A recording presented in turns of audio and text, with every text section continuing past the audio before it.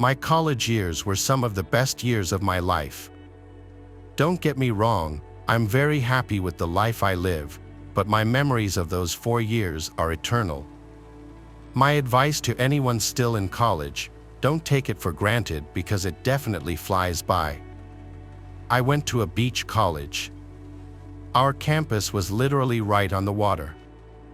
This story takes place while I was undergoing pledge with my pledge class. If you don't know, that's basically a full semester of initiation for everyone who got bids to the frat that semester. Most of what happens during pledge is better left undiscussed.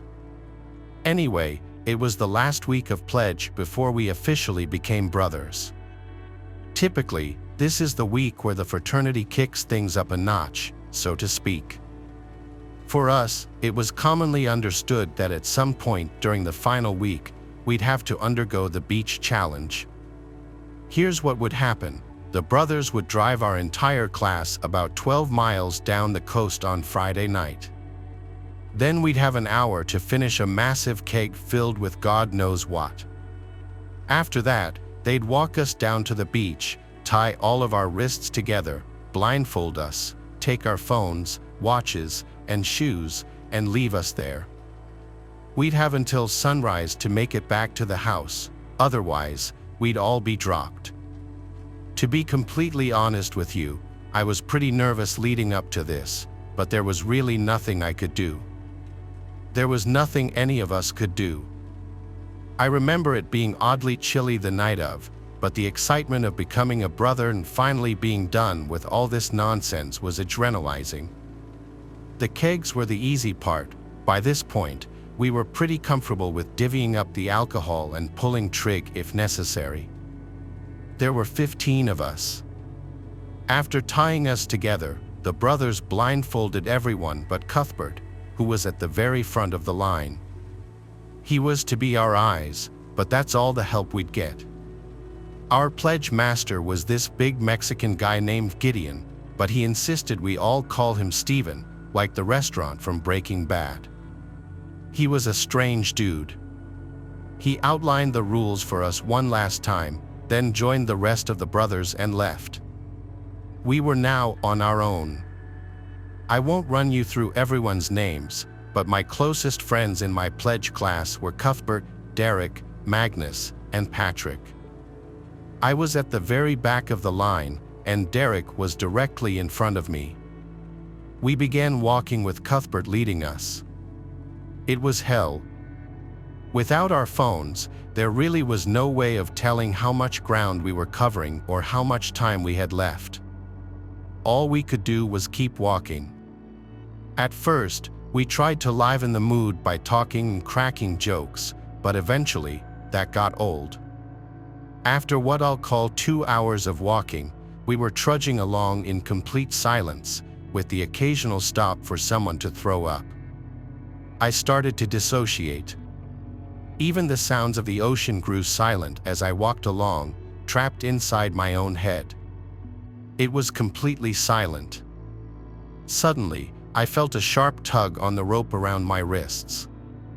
So I took a few big steps forward and stopped, assuming Derek had fallen. Derek was a little more clumsy than most, so this kind of thing wasn't super surprising.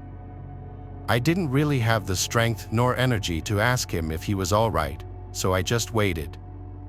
I must have been standing there like a statue for a full minute. Something felt off. I was just about to say something when the rope around my wrist was pulled tight again. I resumed walking, pleased that Derek hadn't passed out. The trek resumed, and I drifted back into my zoned-out state, feeling terrible. I prayed we were closing in on the final stretch. We had to be. Just then, I took what must have been my 10,000th step, but something was different. Instead of hitting damp sand, my foot slapped the unmistakable thin layer of ocean water. I took a few more steps, and the water got deeper, reaching up to my ankles. I was confused. Why would Cuthbert be leading us into the water? The rope pulled tight again, meaning Derek and everyone else in front of me was continuing to walk, so I did the same. I guess I figured someone needed to wash off their feet for whatever reason. If no one else was complaining, though, I definitely wasn't going to start.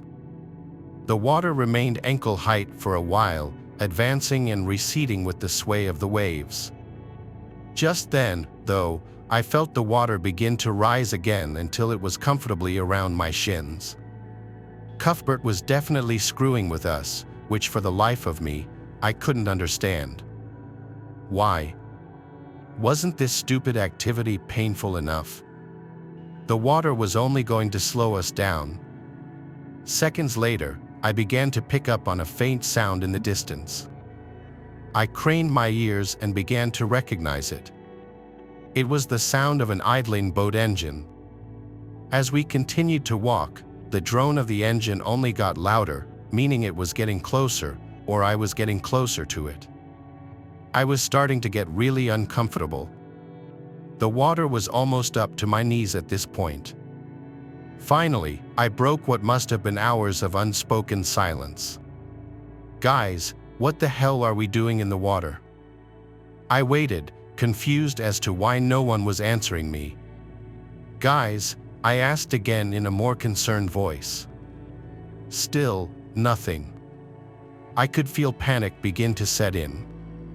Suddenly, my blindness was suffocating. I had to look around. I reached my wrists up towards my eyes in an attempt to undo my blindfold. As I did so, the rope yanked away from me, forcing my arms back down. I cursed, plunging my head down towards my fingers and undoing my blindfold before the rope could be jolted away from me again. To my horror, Derek wasn't the one guiding me. Instead, I found myself staring at a random middle-aged man holding the frayed end of the rope tied around my wrists. I stared in shock at a severed rope in his hand, and that's when I realized what had done the cutting. A long, rusty kitchen knife sat in his left hand. Past him, there was a boat bobbing in the water, and I could make out 3 more silhouettes towering on board. I screamed bloody murder before he had a chance to react, yanking my arms upward as fiercely as I could. At the same time, I lifted a foot out of the water and kicked his chest with all the strength I could muster. Luckily, the rope broke free from his grip. He grabbed my shirt to try and cushion his fall, but the fabric gave way with a deafening rip. He yelled as he plunged into the water with a huge chunk of my white pledge t-shirt, but I was already moving as fast as I could toward dry land, my wrists still tied. A few seconds passed before I heard a splash from further away. Someone had jumped off the boat.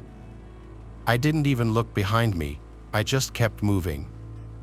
I was about halfway to the sand when something whizzed right past my head, maybe a few inches from my right ear.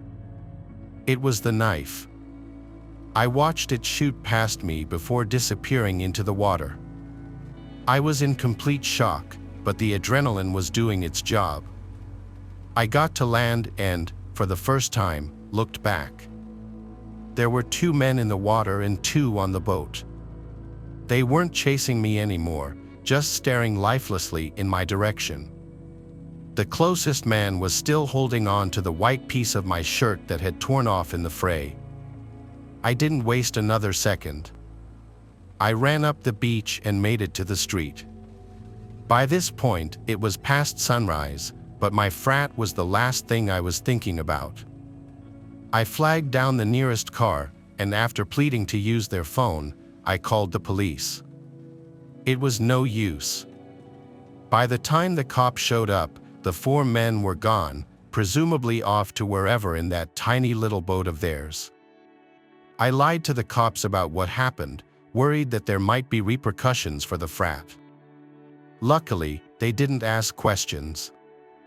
I didn't get too much crap from my frat brothers. They were actually more pissed at Cuthbert for not realizing what had happened, even though he swears he didn't hear a thing. After that, I became a brother, and things went back to normal for a while.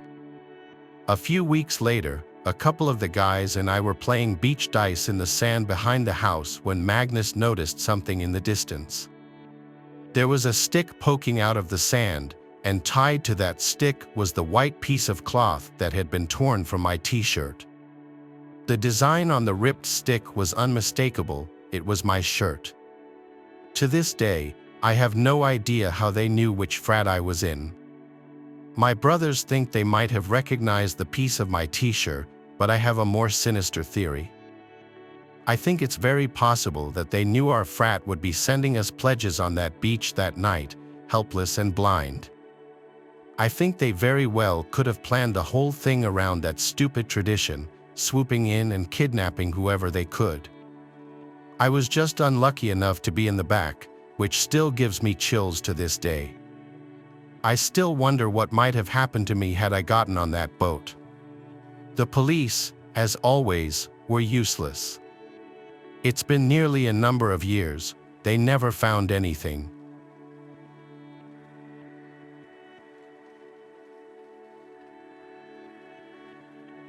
It was junior year of high school and it was the last day of school. A lot of people cut school this day or left early after lunch period. My friends and I were some of the latter. It was a stormy, dark day. A bunch of people from our grade originally planned to hit the beach on the last day of school, but that was obviously canceled. So my smaller core group of friends decided to do something else. There used to be an abandoned elementary school in town that hadn't been used for like 10 years. There were plans to tear it down by the year's end. So, still wanting to do something fun on the last day of school, we all agreed to break into the building and just around exploring. There were no cameras in that old building, and on a stormy day, no one would be outside monitoring the place or anything. So we all left after lunch period. Our friend Darius already had a car and his license, so he drove us all to the abandoned school. The school was in the middle of a neighborhood, not on any main roads for anything. There was a back parking lot covered by overgrown bushes and trees on one side and the walls of the school on two other sides. It was a perfect spot to park and go unnoticed. The place wasn't boarded up or anything, it was just locked up. Darius had a baseball bat in his trunk that he took out to smash one of the windows of the school. I was honestly so nervous that even through the pouring rain, one of the houses over the fence would hear the smashing sound. We all watched and nervously laughed as Darius swung the bat into the window in front of the car. After a few good swings, smashing it, he pushed away the stray pieces of glass stuck to the frame with a bat and then he waved us over. We one by one climbed through the window into the school. My logic was that the school was being torn down anyway. What's a broken window matter? We all were inside the building now. The window we climbed through was actually one of the windows for a classroom. A lot of stuff was still left in the room, including the desks and some decorations on the walls. Based on the decorations, it looked like we were in a 4th or 5th grade classroom. It was very surreal to be inside of what was once an active classroom where little kids would come to learn, now nothing but a cold, dark, and abandoned room, collecting dust, waiting to be destroyed. The sounds of thunder and lightning outside also added to the surreal feeling of it all. There were no lights on in the building. Power to the place was likely cut completely. We anticipated this, though. The flashlights on our phones were plenty to get around and see. Even without them, it wasn't completely pitch black in there, as even though it was a dark day, some light was still creeping in through the windows and doors. We started traversing the hallways, going from room to room. Each classroom was still full of desks and chairs that hadn't been sat in for probably a decade. We all four were in the same classroom when there was a sound that echoed down the hallway and into the classroom.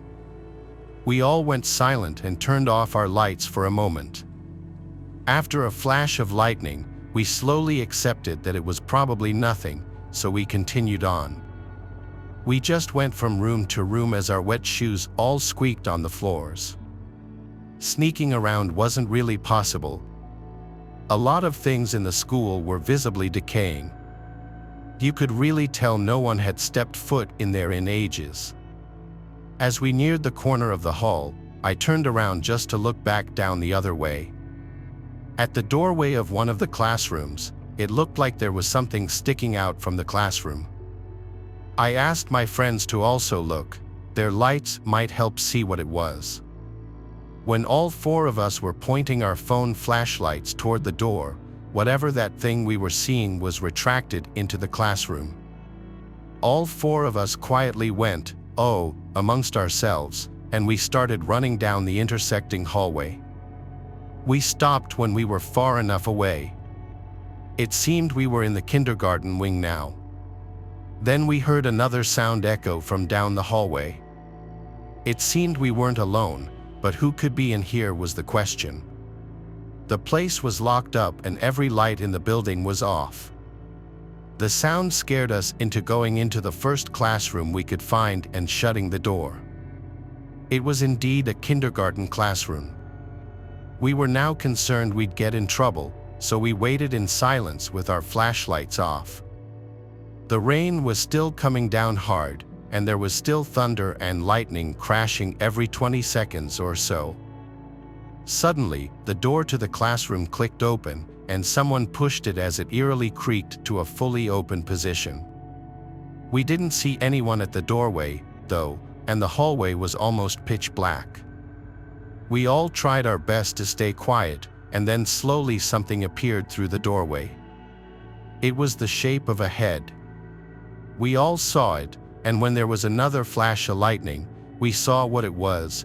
It was, in fact, someone's head looking into the classroom directly at us. I started apologizing for all of us, saying we're leaving.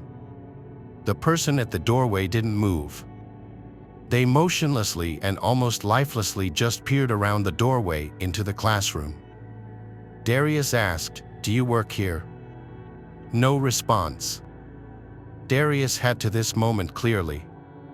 He handed me the bat as he struggled to unlock one of the windows to slide it open just enough to crawl through. He crawled out first, then my other two friends, and I was last. Before I crawled out, I looked back one more time at the head at the doorway. I crawled through as quickly as I could, fearing I'd hear the person run up behind me and grab my legs. Once I was out, I ran to catch up with my friends who were already booking it back to Darius's car. We drove out of there in a hurry and never looked back. The building was torn down later that year and has since been turned into a park. We never got in trouble for breaking in. To this day, we have no idea if that was some kind of worker or just some random person. Either way, it was extremely creepy behavior on their part.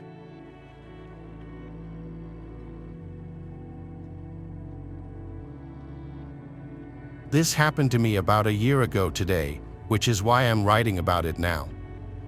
I'm a 19-year-old college student that was in the middle of joining a fraternity on my campus. I go to a big party school down south, and Greek life is taken very seriously there. For privacy reasons, I'll spare the specific details, but this particular night was my initiation, meaning the night that me and my class of 20 students would officially become brothers of the fraternity. During the process of joining, which lasts a couple of months, the brothers would make us do odd things like blindfold us and take us to strange places. You know, typical hazing stuff. This was one of those nights. We were blindfolded and left the frat house around 10:30 p.m. The brothers took our phones and drove us to a mystery location, split between a couple of different cars to make sure we all got there. On the way over, they made us try and sing some corny song while it blasted on full volume. We always had to do these annoying tasks while blindfolded, I guess as part of the whole hazing thing. Anyway, after about 20 minutes of driving, the car stopped, and I heard the doors open and close. I felt a hand grab my arm and silently usher me out of the car. We walked probably 200 feet, where I was then told to sit down and be quiet. I was sitting on grass, so I assumed we were in a field or something. I could also tell I was sitting near people because I heard them sit down, and I also heard the brothers telling each of them to be quiet. After about a minute of sitting in silence, I heard a voice speak to all of us, saying a bunch of fraternity-related things, but mostly about how we were deemed worthy of becoming a part of the brotherhood. Then, over the course of like 30 minutes, I sat in silence, occasionally hearing the sound of footsteps and movement around me.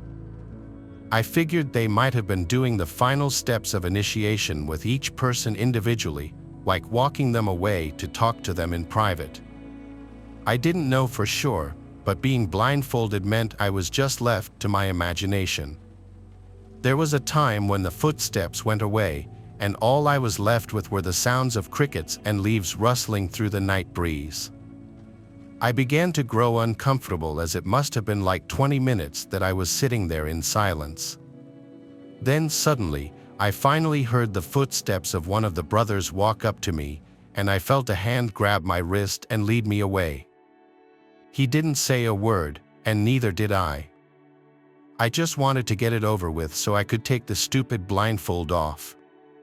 While we walked, I could feel the ground below me go from grass to more rough terrain. I could tell we were walking through a forest as I felt branches and shrubs scrape against my body. We were walking for some time, and at one point, the blindfold became very uncomfortable around my eyes. I told him this and asked if we could stop for a second so I could adjust it. He stopped and let go of me as I stood there rubbing my eyes from under the blindfold. I heard a deep, raspy voice say, "Take it off." I hesitated for a second, not knowing what to say. His voice threw me off, as it didn't sound like a voice I recognized. Needless to say, I took it off, and what I was greeted with was not what I imagined. I was standing face to face with some tall guy dressed in all black, wearing a vendetta mask. I let out a sharp yell and jumped back. A part of me thought this was just some messed up hazing prank, but before a word could even escape my mouth, he lunged at me, yelling that he was going to take me with him. We wrestled on the ground, and I could tell he was trying to choke me out. With all my strength, I threw him off of me, got up, and bolted in the opposite direction, using nothing but moonlight to guide my way back. My heart was beating a million times a minute, and I kept looking back, fearing that he was following me. I eventually heard people yelling my name and nearly ran head-on into one of the fraternity brothers. I told him in scrambled, broken words that some random guy wearing a mask had led me into the forest and tried fighting me. But before I could warn them any further, 5 or 6 of them rushed past me with flashlights, looking to chase after him. One of them stayed with me to calm me down and walk me back to safety. When we made it out of the woods, I realized we were in a backyard, presumably one of the brothers' houses. I saw nearly the whole fraternity standing out on the porch, looking at us in shock. I asked them what the hell was going on. They said that since it was dark and I was the last in line, the brother who was supposed to be escorting me had somehow overlooked that I was there and completely forgot about me. They said a couple of minutes later, one of them thought they saw movement in the woods, which was around the same time that they realized I wasn't in my group. I was in such shock I couldn't even be pissed about it. None of them knew who that man was, but some of the brothers speculated it could have been a brother from another fraternity. Shortly after, flashlights emerged from the trees, and I saw them running back towards us. They told everyone to get the hell out of there and get back to the campus immediately. They didn't ask questions, they locked up the house, and one of them got on the phone with the police. The whole car ride back, I was bombarded with questions, and I answered them the best I could with my mind still racing. I wondered where that man came from, why he was wearing a mask, and what he could have been leading me to. I made up scenarios in my head, like how it could have been a brother from a rival fraternity trying to steal me before I was initiated. That doesn't explain why the brothers locked up the house and called the police, though. I didn't find out until the next day when one of the brothers who ran after him told me what they found in those woods, and what they found was not what I expected. As they were running, they saw a light in the distance. They grew silent when they got closer and realized it was a bonfire in the middle of a clearing. Standing around the fire were several people dressed in all black and wearing white vendetta masks, chanting and throwing things into the fire. One of the brothers stepped on a loud branch, causing all of the masked men to turn and face them. They froze up like something straight out of a horror movie. The mysterious men suddenly started running in their direction. They fled and made it back, where they told everyone else to leave and call the police. It seemed as though we had somehow walked ourselves into some cult ritual meeting of some sort. I couldn't sleep for many nights after and tried my best to rid my mind of the situation. However, something that I heard from the fraternity a few days later sent shivers down my spine. While a few of them were playing football in the backyard of that same house, they found a white vendetta mask hanging from a tree nearby. They called the police, and the cops took it for evidence and examination. I'm not sure if those guys were ever caught or if the police even made anything of it. I'm also not sure what the hell those weird people were doing in those woods. I've been thinking about this experience a lot recently, and I'm glad that I was left with nothing more than a crazy story.